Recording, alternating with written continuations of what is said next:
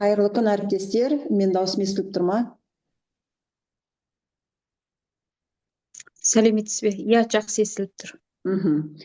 Әріптестер, мен Назарбаев Сәткерлік мектебінің қазақ тілі мен әдебиеті пәні мұғалімімін. Атым Рашеева Назымгүл Зиннатоллақызы. Бүгін сіздерге өзімнің іс тәжірибеммен бөлісейін деп келіп отырмын. Сонымен қатар сіздермен де тәжірибе алмасқым келеді. Бүгінгі практикумның тақырыбы жалпы функционалды сауатсыздық тапшылықты қалай толтыруға болады деген сұрақ төңірегінде болады.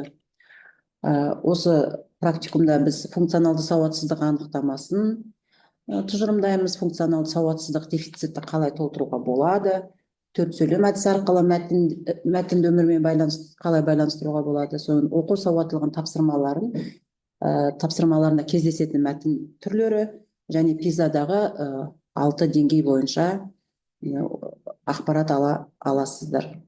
Енді уақытты тиімді пайдаланайық, барлығымыз қосылып, микрофондарыңызды өшіріп қойсаңыздар, және белгілі бір сұрақтарға белсенділік танытсақ. Осы уақытқа дейін енді сіздер функционалды сауаттылық деген сөз тіркесін, яғни терминді естіп жүрдіңіздер.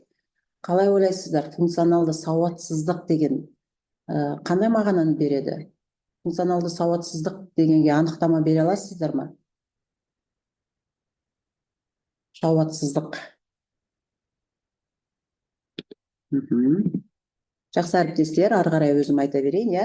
Функционалды сауаттылықты өздеріңіз білесіздер, яғни функционалды сауаттылық бұл адамның мәтіннен ақпаратты таба алуы, оны түсінуі және өзгелерге ұсыну үшін түрлендіре алуы, көлемін қысқарту үшін қажетті оқу және жазу дағдыларын еркін пайдалану қабілеті. Яғни оқыған мәтінді толық қолдана алуы, немесе өзінің алған білімін белгілі бір мәселелерді шешуге, өмірде кездескен мәселелерді шешуге қолдана алу дағдысын айтамыз, функционалды сауаттылық деп. Ал функционалды сауатсыздық дегеніміз бұл оқу мен жазу дағдыларының жеткіліксіз шеңберін біз айтады екенбіз. Функционалды сауатсыз, яғни оқу дағдылары дамымаған, жеткіліксіз. Ал өздеріңіз білесіздер, бүгінгі бағдарламада біз оқушының оқылым, жазылым, тыңдалым, айтылым дағдысын дамытамыз. Егер біз осы оқылым дағдысына назар аудармайтын болсақ, немесе оқылым мақсаттарына көңіл бөлмейтін болсақ, онда оқушыларымыз функционалды сауатсыз болуы әбден мүмкін. Сондықтан оқылым мақсаттары аса маңызды мақсаттар бағдарламадағы. Енді назар аударып қараңыздар. Функционалды сауатсыздық жұмыссыздықтың, ақпараттардың, жазатайым оқиғалардың және өндірістегі және тұрмыстағы жарақаттардың негізгі себептерінің бірі болып табылады. Қалай ойлайсыздар? Неге деп ойлайсыздар? Егер де адам функционалды сауатсыз болса, осындай жазатайым оқиғаларға себепкер болуы мүмкін. Неге деп ойлайсыздар? Өйткені функционалды сауатсыз адам ол әріптерді бәрібір таниды да, мәтінді де оқи алады ғой. Бірақ оқыған ақпаратты толық түсінбейді. Дұрыс айтасыз. Сондықтан ол оқыған ақпаратты толық түсінбегендіктен, міне осындай сауатсыздықтарға тап болуы мүмкін. Дұрыс айтасыз. Өмірге қажетті мәліметтерді дұрыс қолдана білмеу. Шынайы білет, бірақ жазбаша түрде қабылдаған, түсінген, бірақ та оны шынайы өмірде қолдана алмайтын адам. Ресми құжаттарды толтыру немесе жазбаша ақпараттар талдау кезінде осындай маңызды тапсырмаларды орындау кезде жалпы қиналады деп ойлаймын. Сол кезде осындай рахмет. Ойларыңыз барлығы дұрыс шығып жатыр. Мысалы үшін суретке назар аударсақ, бұл жерде міндетті түрде кез келген, мысалы үшін жұмысшыға белгілі бір нұсқаулық беріледі. Ол нұсқаулықты оқып тұруы мүмкін, әбден оқи алады, бірақ соның ішіндегі дүниені түсінбегеннің нәтижесінде осындай жазатайым оқиғалар болуы әбден мүмкін. Қазақстандық оқушылардың 64% функционалды сауатсыз. Бұл нені білдіреді және онымен қалай күресуге болады? Біз қазір ойлауымыз мүмкін, осындай пайыздық көрсеткіш қайдан шығуы мүмкін деп.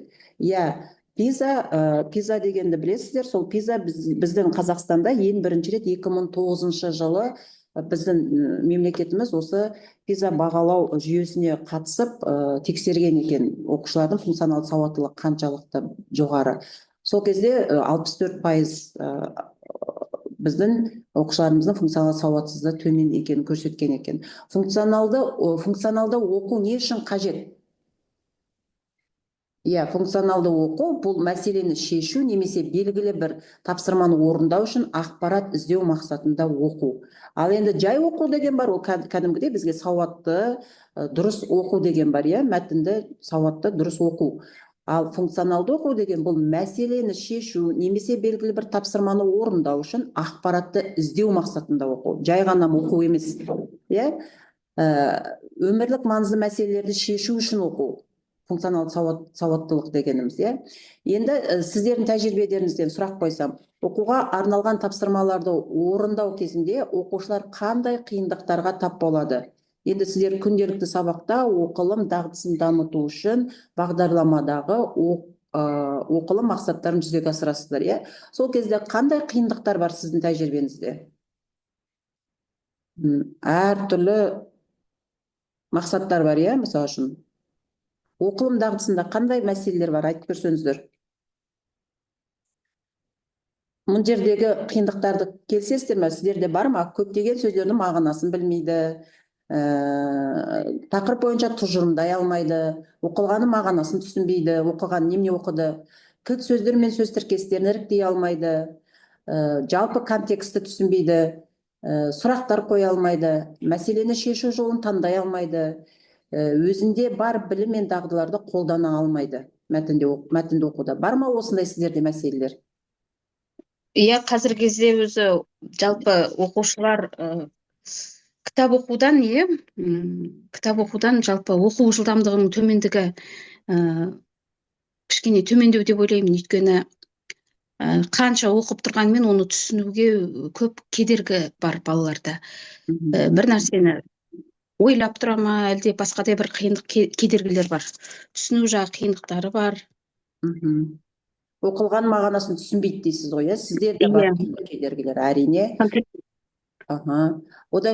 Концентрацияның жетіспеушілігі сияқты сондай бір қиындықтар бар жалпы оқушылардың осындай оқуға деген ынтасы төмен деп ойлаймын. Өйткені қазіргі қоғамға байланысты, жаңа заманауи технологияларға байланысты деп ойлаймын көбінесе.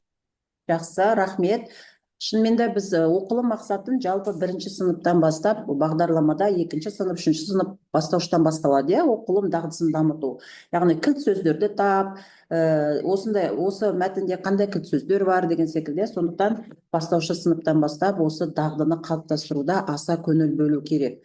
Яғни бізде барлығымызда проблема, мәселе бар деген сөз, Енді қарасаңыздар, оқу сауаттылығын жалпы пизада оқу сауаттылығын 6 деңгейде тексереді. 6 деңгейі бар, сол деңгейден өтіп отырғанда, яғни оқу сауаттылығы қаншалықты қай деңгейде екенін көруге болады. Функционалды сауаттылықтың жоқтығын қалай білеміз? Қарапайым күнделікті банкоматтан ақша алу әрекеті, ұялы телефондардың инструкциялары, мысалы үшін біз қолымызға бір телефон сатып алатын болсақ, оны қайта қалай қосу керек, ол жазылып тұрса да оны түсінбеу, яғни мысалы үшін қазір бізде егов деген сайт бар, кәдімгідей еговты пайдалану. Еговты мысалы үшін біз телефонымызға жүктеп аламыз, бірақ оны қалай пайдалану керек, ол жерде нұсқаулығы жазылып тұрса да, мысалы үшін қолдана алмаймыз. Шын айтқан кезде ол тек қана оқушыларда емес, орта жастағы көптеген қазақстандықтарда осы функционалды сауатсыздықтың жоқтығы айқын көрінеді. Мысалы үшін, осы Қазақстандағы ЮНИСЕФ басшысы Артур Ван Дизен дүниежүзілік банктың жарияланымына сілтеме жасап, онда 10 қазақстандық оқушының 6-ы функционалды сауатсыз болып табылатынын көрсеткен. Пандемия тек осы пропорцияның артуына әкеліп соқтыратынын айтты.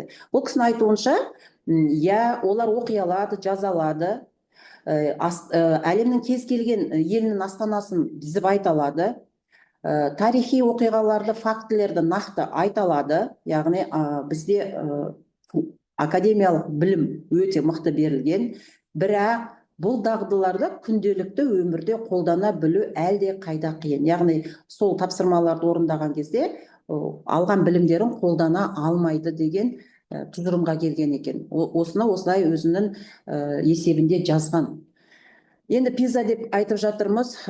Бізде 2018 жылы пиза болды, 2022-де болды, енді болады, соған дайындалып жатырмыз. Пиза деген функционалды сауаттылықты бағалау, оқушылардың білім жетістіктерін бағалау жөніндегі халықаралық бағдарламаның моделі бойынша жүзеге асырылады. Яғни оқушылардың функционалды сауаттылығын бағалайтын халықаралық бағдарлама моделі деуге болады. Енді өздеріңіз білесіздер, Қазақстан 2018 жылы, содан кейін 2021 жылы болу керек болатын, 2022 жылы болды, пандемияның болған нәтижесінде.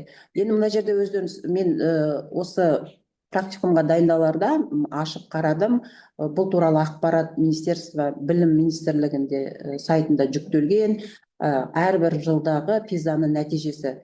Пизада міндетті түрде оқу сауаттылығы бағаланады. Оқу сауаттылығы бұл жерде оқушының шынымен де функционалды сауаттылығы бағаланады.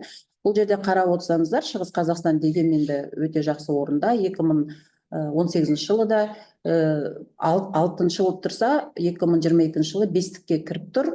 Осы жерде қарасаңыздар, яғни оқу сауаттылығы бағаланып тұр. Мысалы үшін 600 балл болатын болса, содан неше балл алғанын көре аласыздар. Ол сол есепте түгелі кәдімгідей қай жерден балалар қателескені, қай деңгейдің тапсырмаларын орындай алмағаны түгел проценттік көрсеткіште көрініп тұр. Енді адамның функционалды сауатсыздығын диагностикалау өте оңай. Оны қалай, оның белгісі бар, нақты осы арқылы өзіңіздің де, оқушыңыздың да сауаттылығын байқауға болады. Адам қарапайым нұсқаулықтың мағынасын немесе тапсырманың шартын түсіндіруді сұрайды. Мысалы үшін тапсырманы оқиды, сауатты тапсырманы оқып тұр, бірақ сол тапсырманы орындауды түсінбейді. Шақырып сізді сұрайды, мына тапсырманы түсіндіріп жіберіңізші деп. Немесе осы жерде, мысалы үшін, адам бір нәрсені оқиды, бірақ мүлдем басқа нәрсені түсініп айтып тұрады. Ол тура оқушыларда да бар, өзімізде де бар. Адам бұрын оқыған материал бойынша сұрақтар қоя алмайды және пікірталаста қолдана алмайды алған ақпаратын. Міне, мына жердегі 10 белгіні оқысаңыздар, тура нақты көруге болады. Адам функционалды сауатты ма, әлде сауатсыз ба? Өзімізді де осы жерден тауып алуға болады. Оны мысалы үшін қарасаңыздар, мына жерде нұсқаулық түсініксіз қандай көрсеткіштер бар және қарсы көрсеткіштер. Мысалы үшін оқушылар басқа мәселелер қатарында, мысалы шоттарды төлеу, салық түбіртектері, мысалы үшін банктік құжаттар, осыны түсінудің өзі егер бізге қиындық тудырып жатса, оның өзі функционалды сауатсыздықты білдіреді екен. Мысалы үшін қарапайым мына суреттерді қарайық. Осы суреттерді көріп отырсыздар. Бұл жерде мысалы үшін картаның суреті тұр, кәдімгі пойыз, жол жүру билеті тұр, одан кейін афиша тұр, қыз жібектің, одан нұсқаулықтар тұр. Енді қараңыздар, осыны өзін түсініп, түгелінің қатесіз оқи аламыз, бірақ та осыны түсініп пайдалана алу, бұл функционалды сауаттылық болып табылады. Ал егер де біз мысалы үшін билетті алдық қолымызға, бірақ та өзіміз соны оқып тұрғанмен қайта бер біреуден сұрайтын болсақ, мен нешінші вагонға отырам, менің орным нешінші деп сұрай беретін болсақ, бұның өзі, яғни біз оқыған нәрсемізді түсінбеуіміздің белгісі. Дәл солай біздің, мысалы үшін, афиша тұр, дәл солай театрға билет берді делік, ол билетті де сағат нешеде болады, қандай жерде, театр, қай театр, осының түгел билетте жазылып тұрады, немесе афишада жазылып тұрады. Бірақ біз оны оқысақ та түсінбейміз, қасымыздағы адамнан қайта бер сұраймыз. Дәл солай, мысалы үшін, мұн жерде тұрған пандемия кезіндегі барлық жерде болып тұрған нұсқаулық. Сол нұсқаулықты біз оқимыз, суретінде көріп тұрамыз, бірақ содан қателесіп, бір қателік жасап жаттық. Мысалы үшін, сол 20-20 жылдары. Ал оның бәрі функционалды сауатсыздықтың белгісі екен. Немесе кәдімгідей бір сайтқа тіркел десе де, сайт шығып тұрады, мысалы сол ЕГОВ қайтайық, ЕГОВ сайтына тіркел деп тіркелу көп адамдарға қиындық туғызады. ЕГОВқа қалай тіркелу керек? ЕГОВтың өзінің бүкіл нұсқаулығы тұрады. Осыдан кейін осыған тіркеліңіз. Міне көріп тұрсыздар ғой, мына жерде бір сайтқа тіркелу тұр ғой. Түгел жазылып тұр, дегенмен де адам соған тіркеле алмайды. Көрдіңіздер ме? Бұның барлығы функционалды сауатсыздық деп аталады екен. Енді қарасаңыздар, тіпті меню, біз мысалы үшін ресторанға, кафеге барған кезде, ас мәзірін алдымызға тастаған кезде, сол ас мәзірін өзін түсіну бізге қиындық туғызып жатады кейбір адамдарға, мысалы үшін сен не берші, заказ берші, сен берші деп бір-бірімізге ас мәзірінің өзін итеріп жатамыз, немесе түсінбей жатамыз. Бұның өзі функционалдық сауатсыздық екен. Шарттар, мысалы үшін әртүрлі шарттар тұрады, шартты белгілер. Бұл шартты белгілердің өзі мәтін деуге болады. Оқылым, бұл кәдімгі мәтін. Бұны қараған кезде біз түсіне алуымыз керек. Дегенмен бұны да шартты белгілерді де түсіне алмауымыз, бұл да функционалды сауатсыздық. Мысалы үшін қалай жұмыс жасауға болады? Дәл осы жаңағы көрген дүниелеріңізді, жаңағы афиша болсын, билет болсын, карта болсын, осыған мынандай тапсырма жасап, шағын топтарға, сыныптағы топтарға беріп, мысалы үшін осы тапсырманы орындау мақсатын түсіндіріп, балаларға билеттер таратасыз. Мысалы үшін бір топқа мына билетті бересіз, бір топқа осы билетті бересіз, бір топқа мына билетті бересіз. Осы билеттерде, мысалы үшін, не жазылған? Осы билеттегі ақпаратты табыңыз. Билетте барлық ақпаратты табыңыз делге. Мысалы үшін, бірінші осы тапсырма балаларға бердіңіз, және осы билет бойынша балалар ақпаратты табу керек. Ал енді мына бір билетті оқып көріңіздерші. Мына билетте не түсініп тұрсыздар? Қайдан қайда ұшамыз? Мысалы үшін, шетелге саяхатқа шығу керек. Сіздің алған билетіңіз осындай. Сіз билетті оқып тұрсыз, ал осы билетті қандай ақпарат бар? Сіздің қасыңызда ешкім жоқ. Қайдан қайда ұшу керек, нешеде ұшу керек, айтып көріңіздерші. Сіз шетелге саяхатқа шықсаңыз, міндетті түрде сізде осылай ағылшын тілінде болады, ақпараттың барлығы. Қайдан ұшады екенбіз? Мадридтан қайда ұшамыз? Мадридтан Стокгольмға. Жақсы. Так, 27 А посадочный емес, класс 10 15 сентябрьда дұрыс. 2019 жылы. Сағат? Сағат 16:30-да. 16:30-да. Дұрыс, жақсы әріптестер, рахмет белсенділік танытып отырғандарыңызға. Дәл солай, міне бір билет тұр, міне бір билет тұр. Біз осы билеттерді оқушыларға, яғни ол жас ерекшелігіне сәйкес, осы билеттерді тапсырма ретінде беріп, билетті бала түсінетіндей болу керек. Мысалы үшін, ол қолына билет алған кезде, қай вагонға отырады, сағат нешеде отырады, түгелін білу керек. Тіпті бізде қазір қарасаңыздар, көп орта жастағы үлкен адамдар билетті түсіне алмайды. Яғни функционалды сауатсыз деп айта аламыз. Ал енді функционалды сауатсыздық тапшылықтарды қалай толықтырамыз? Енді осындай сауатсыздықтар бізде бар екен, мәтіндерді, ол міндетті түрде кәдімгідей толық мәтін болу міндетті емес, осындай толық емес мәтіндерді түсіне алмаймыз. Және көрсеттім, әртүрлі толық емес мәтіндер бар, сол мәтіндерді түсіне алмай жатыр. Ол түсіне алмау, бұл функционалды сауатсыздық. Мысалы үшін, функционалды сауаттылық өте маңызды нұсқаулықты алайық. Мысалы үшін, сіз үйге компьютер алдыңыз. Сол компьютерді қоса алмай тұрсыз. Бірақ қолыңызда нұсқаулық тұр. Нұсқаулықты ашып оқисыз, оқып тұрсыз, бірақ та қалай қосуды түсінбейсіз. Бұл уже функционалды сауатсыздық. Дәл солай холодильник алдыңыз, дәл солай мысалы үшін шансорғыш алдыңыз. Барлығының нұсқаулығы бар. Егер біз бұл нұсқаулықтарды түсінбей, белгілі бір адамды шақырып қосқысып жатсақ, яғни нұсқаулықта бәрі жазылып тұр ғой, ол қадам-қадаммен жазылып тұр. Осыны біз қалай толықтырамыз? Яғни сабақта күнделікті тапсырмалар беру арқылы. Мысалы үшін, математика, химия пәндерін кіріктіру арқылы. Қараңыз, сенің тұратын ауданда ауыз су қалай алынады? Сенің жанұяң бір күнде және бір айда қанша су қолданатын есепте? Бір айда суға қанша қаражат жұмсалатын есепте? Осының бойынша ессе жаз. Судың сапасы қандай? Сіздің отбасыңыз сумен қалай қамтамасыз етілген? Суға жұмсалатын қаржы мөлшері қандай? Қаржыны және суды үнемдеу үшін не істеу керек деген секілді тапсырмаларға осындай өмірмен байланыстыратын сұрақтар қою арқылы балаға жаңағы іздену, зерттеу дағдысын қалыптастыру арқылы осылай тапсырмалар ұйымдастыруға болады. Мысалы үшін тамақтану мен денсаулыққа байланысты, күнделікті тамақтану уақытын жаз, бір күнде қолданылған тағамдар тізімін жаса. Бұл сұрақтардың түгелі жаңағы пизаның тапсырмаларында мәтіндер осы тақырып төңірегінде келеді. Мысалы үшін, қай тағам өте құнарлы аз тағамдар қандай, өзің ұнататын тағамдардың тізімін жаса. Бұның түгелі бала осы тапсырма сұрақтарға жауап беру арқылы өмірмен байланыстырып жазады. Мәтінді өзі құрастырып жазып шығады. Мысалы үшін өздеріңіз білесіздер, төрт сөйлем әдісі қазақ тілінде мен өзім жиі қолданамын, естіген де шығарсыздар. Енді төрт сөйлем әдісін, бұл әдіс оқылым мәтінін, мысалы үшін мәтінді баланың алдына бердіңіз, күнделікті сабақта белгілі бір тақырып туралы мәтінді қараттыңыз. Сол кезде бала мәтінді оқып болғаннан кейін бізге, мысалы үшін оқушылар 7-ші сыныпқа келген кезде біз оқушыларға солай оқылым мәтін таратамыз ғой. Енді мәтін туралы айт десем, бала мәтіннің мазмұнын айтады.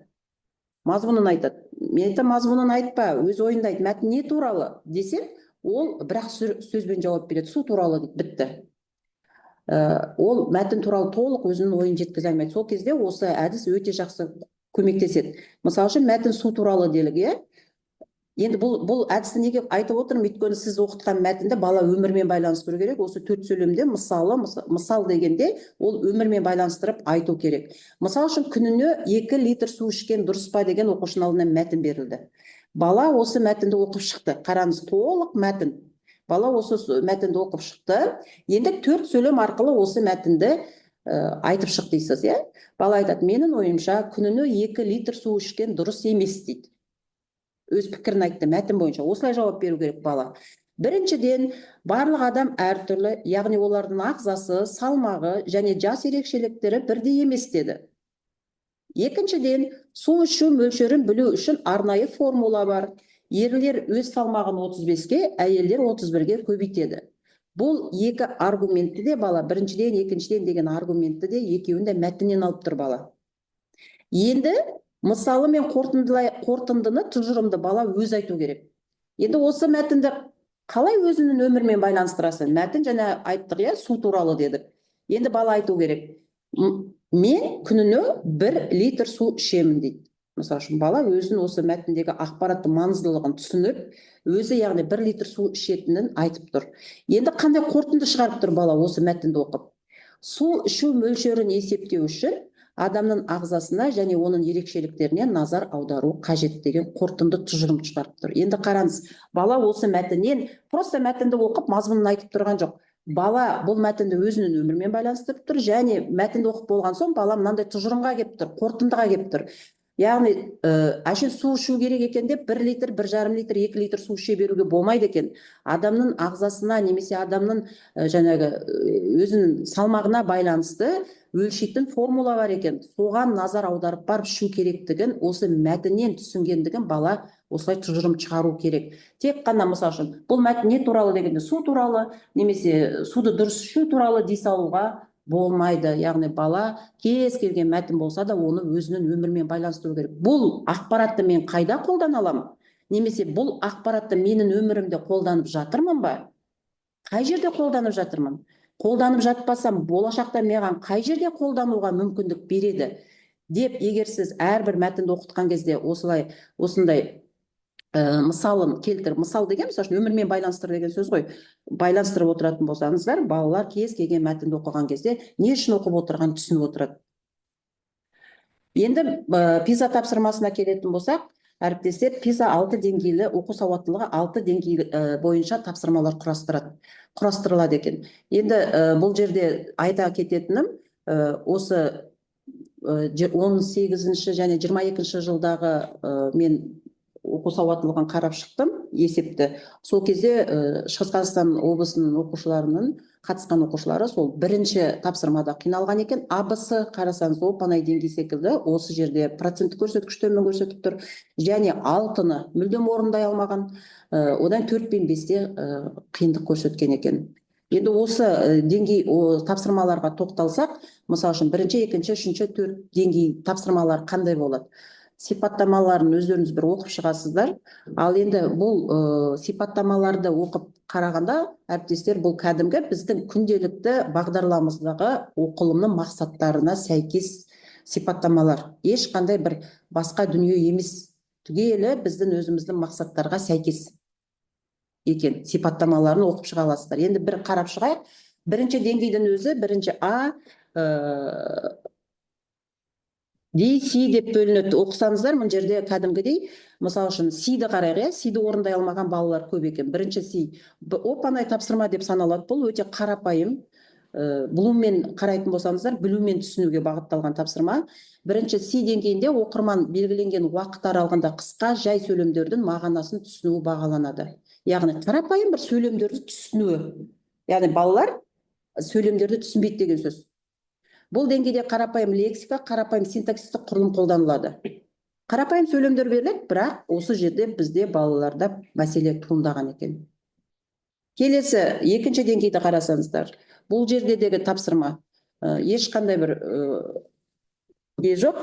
Қарасаңыздар, тоже кез келген мәтіннен идея табу, қандай мәселе табу, қандай мәселе бар осы оқып отырған мәтінімде. Бұл мәселе қандай мәселе? Ақпарат қалай айтсам, мәселе бар ма? Және осыдан қандай мен тұжырым шығарып отырмын?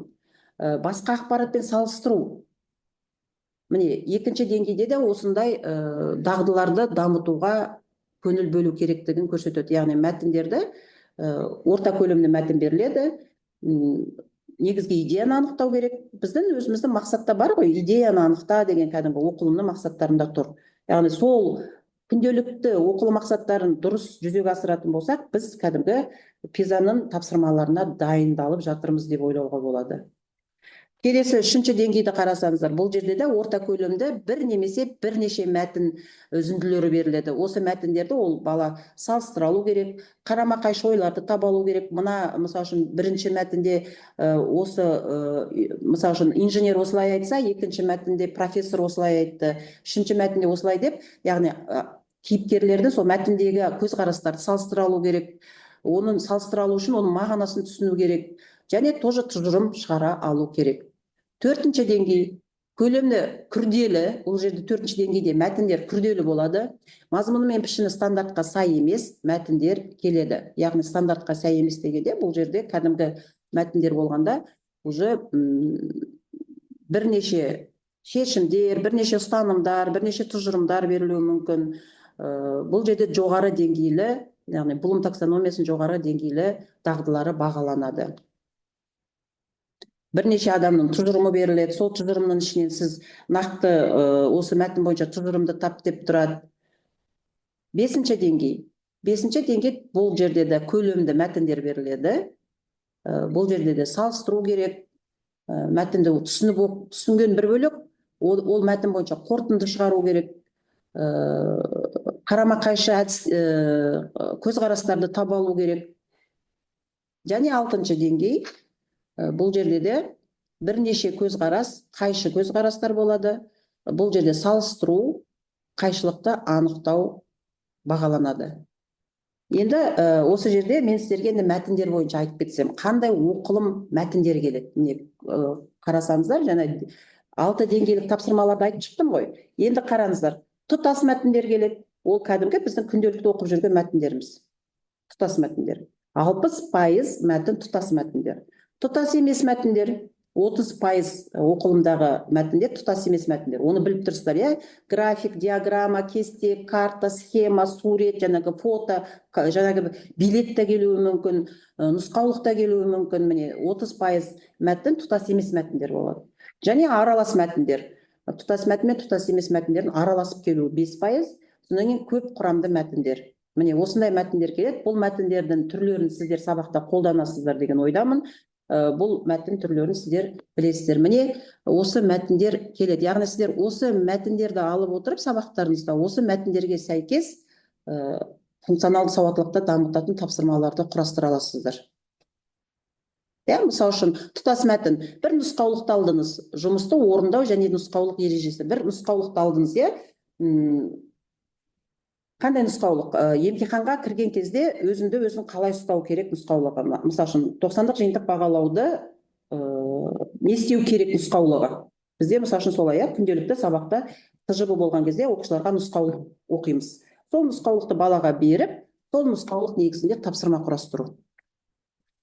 Немесе комментарийлар дейді, мысалы үшін комментарийларды да комментарийлар бойынша 3-4 кісінің комментарийін алып, сол бойынша тапсырма құрастыру.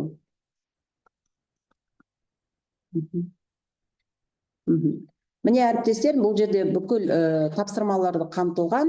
Сол кезде мысалы үшін тыңдалым бойынша айтатын болсақ, тыңдалым ақпаратты есту арқылы қабылдап түсіну дейді. Мысалы үшін Техас білім беру агенттігінің зерттеу бойынша орта мектеп мұғалімдер 95% негізінен дәріс оқу, лекция оқу ретінде өзі сабақта 80% сөйлеп шығады. Бірақ тағы бір зерттеу оқушылардың тек 25% ғана ақпаратты есту арқылы қабылдайтын көрсетеді. Яғни оқылым дағдысы неге тексеріледі? Яғни оқылым дағдысының өте маңыздылығын көрсетеді осы жерде. Көбірек балалардың өзінің оқуына көңіл бөлу керек. Мәтіндерді, тапсырмалардың форматтары әртүрлі, қысқаша жауап беру, 4 сұрақтың біреуіне жауап беру, ашық сұрақтарға жауап беру. Міне мына жердегі тапсырмаларды алып сұрақтар құрастыруға болады. Түсініп оқу, функционалды оқу деген бар, түсініп оқу стратегиясы мәтінді оқыған кезде кәдімгідей түсініп оқу керек. Шолып оқу деген бар, ол шолып оқу дегеніміз мысалы үшін мәтіннен тек етістіктерді немесе зат есімдерді тап десен, ол бала шолып оқып, тек қана зат есім мен етістіктерді ғана оқып шығады. Бізде уақыт аз болғандықтан, мына мәтіндердің түгелін өздеріңіз қарап оқып шығасыздар. Зерттеп оқу деген бар, мысалы үшін зерттеп оқу деген, міне қарасаңыздар, қиғаштап оқыту, төменнен жоғары қарай оқыту, оннан солға қарай оқу, қарама-қарсы бағытта оқу арқылы балалар ақпаратты іздеп табу. Тез-тез жаңағы ыңғайлы қылып үйретсе, сонда балалар тезірек тапсырманы орындауға тырысады. Енді сіздерге сұрақ, сонымен функционалды сауатсыздық дегеніміз не? Түсіндік пе? Сонымен функционалды сауатсыздық дегеніміз не екен? Әріптестер, уақытымыз аяқталып қалды. Функционалды сауатсыздық дегеніміз не? Оның орнын қалай толтыра алады екенбіз? Біз осы уақытқа дейін функционалды сауаттылық дегеніміз не дегенді айтып отырдық, функционалды сауатсыздық дегеніміз не?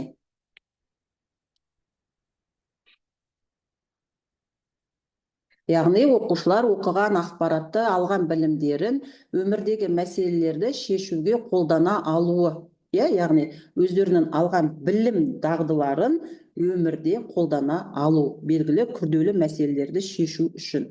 Біз осы функционалды сауатсыздықты тексере отырып, балалардан және көрсеттім, 10 өзінің белгісі бар екен. Сол арқылы баласы функционалды сауатты ма, жоқ па екенін байқауға болады. Сіздерге ой салғым келеді. Білім беру сұранысы соңғы 20 жылда қалай өзгергенін біліп отырсыздар. Осы PISA-ның құрастырып шығарған құрастырушы 35-ші жылды уже болжап отыр. 2035 жылы білім беруде өте үлкен өзгерістер болады деп жариялаған мақаласы бар. Сондықтан біздің алдымыздағы отырған оқушыларымыздың дағдысы өзгеру керек. Сол дағдыға қарай біз де өзгеруіміз керек. Әртүрлі өзгерістер болады. Сол өзгерістерге сәйкес біз де барынша өзгеруге тырысу керек. Мысалы үшін, болашақта технологияның рөлі ұлғаяды, жұмыс күшіне сұраныстар өзгереді, жаһандық деңгейдің ұлғаюы, білімнің қарқынды дамуы, экологиялық факторлар бұл біздің білімнің өзгеруіне әкеліп соғады екен. Енді назарларыңызға рахмет. Сұрақтарыңыз бар ма, әріптестер? Жоқ. Барлығы түсінікті, рахмет сізге. Егер мүмкін болса, осы презентацияны сіздер аласыздар, сол кезде жаңағы деңгейлер дұрыстап қарап алыңыздар. Одан кейін мәтіннің түрлерін, оқылымның түрлері қандай, оқылым деймін ғой, жаңағы мәтін түрлеріне назар аударыңыздар. Сол бойынша дайындай берсеңіздер оқушыларды, яғни PISA-ға дайындауға мүмкіндік бар деп ойлаймын. Назарларыңызға рахмет. Сұрақтарыңыз жоқ болса, Сау болыңыз, рахмет көп. сау болыңыздар.